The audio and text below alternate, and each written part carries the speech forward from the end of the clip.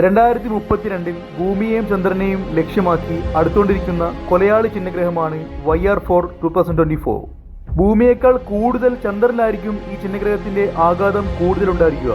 YR4 ചന്ദ്രനിൽ ഇടിച്ചിറങ്ങിയാൽ അതിന്റെ വലിയ പ്രത്യാഘാതം ഭൂമിയിലും സൃഷ്ടിക്കും. അതിനാൽ ഈ ചിഹ്നഗ്രഹത്തെ തകർത്ത് ചന്ദ്രനെ രക്ഷിക്കാൻ ന്യൂക്ലിയർ ബോംബുകൾ ഉപയോഗിക്കുന്നതിനെ കുറിച്ചാണ് അമേരിക്കൻ ബഹിരാകാശ ഏജൻസിയായ നാസ ആലോചിച്ചു വരുന്നത്. ഈ അവശിഷ്ടങ്ങൾ ഭൂമിയിലേക്ക് നയിക്കപ്പെടും. ഉപഗ്രഹങ്ങൾ അന്താരാഷ്ട്ര ബഹിരാകാശ നിലയത്തിനും അത് വലിയ ഭീഷണിയായി വരും. YR4 2024 എന്ന ചിഹ്നഗ്രഹം ഏകദേശം 174 മുതൽ 220 അടി വരെ വ്യാസമുണ്ട് എന്നാണ് ശാസ്ത്രലോകം അനുമാനിക്കുന്നത്. അതായത് 40.100 മീറ്റർ വലുപ്പം. ചന്ദ്രനിലേക്കുള്ള പതനം ഏകദേശം 100 ദശലക്ഷം കിലോഗ്രാം അവശിഷ്ടങ്ങൾ ബഹിരാകാശത്തേക്ക് പുറന്തള്ളിയേക്കും. അതിന്റെ ആഘാതത്തിൽ നിന്ന് 6.5 മെഗാടൺ TNTക്ക് തുല്യമായ ഊർജ്ജമാണ് ഉൽപ്പാദിക്കപ്പെടുക. 1945 ഹിരോഷിമയിൽ പതിച്ച അണുബോംബിന് വെറും 0.015 മെഗാടൺ TNT മാത്രമേ ഉണ്ടായിരുന്നുള്ളൂ. 2032 ഡിസംബർ 22 ആ ദിനം ഒരു സാധാരണ പോലെ കടന്നുപോകാൻ നമുക്ക് അനുമാനിക്കാം.